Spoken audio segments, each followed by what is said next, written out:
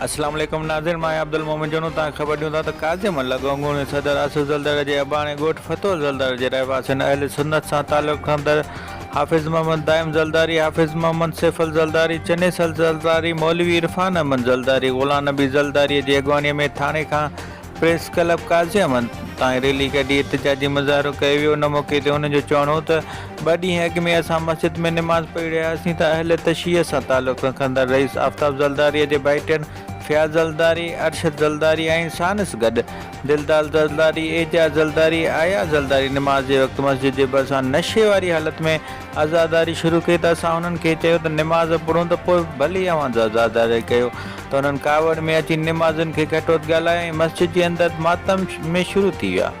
असांजे मञण करण ते काज़िम पुलिस घुराए निमाज़िन हाजी वज़ीर अली ज़रदारी ऐं नज़र मोहम्मद ज़रदारी खे गिरफ़्तार करे लाकअप कराए छॾियो अथनि, जेको सरासर ज़ुल्म आहे। हमिलो बि असां ते थियो, बेहुरमती बि मस्जिद जी थी, गिरफ़्तार बि निमाज़ी थिया। असां उन महिल जी पीपल्स पार्टी ज़िले सदर अली अकबर जमाली, तालका काज़िम जे सदर अब्दुल नबी जमाली खे बि दाह ॾिनी, पर कंहिं बि उन अमल जो नोटिस न वरितो। असां वस वारनि समेत अॻूणे सदर आसिफ ज़रदारी, पीपी चेयरमैन बिलावल भुट्टो ज़रदारी खे अपील था करियूं त उन अमल जो नोटिस वरितो वञे, उनखे को बि मज़हबी रंग न ॾिनो वञे।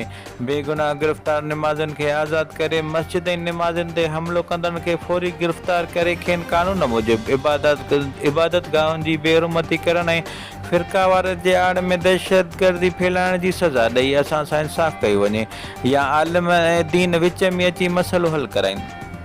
जंहिंखे पेश इमाम झलियो त बाबा अञा निमाज़ हली रही आहे, माण्हुनि जी तूं निमाज़ ख़राबु न कर, असां निमाज़ पढ़ी वञूं, उनखां बाद में जेको आहे तूं पंहिंजी आज़ादारी करिया, जो कुझु तोखे करिणो आहे उन ते कर। उहो जेको नशे जी हालत में हो फ़याज़ ज़रदारी, उहो पेश इमाम सां विढ़णु लॻो, धिका ॾियणु लॻो, ॿी जमायत काफ़ी सारी निमाज़ में पढ़ी फ़र्ज़ फारिग थियासीं।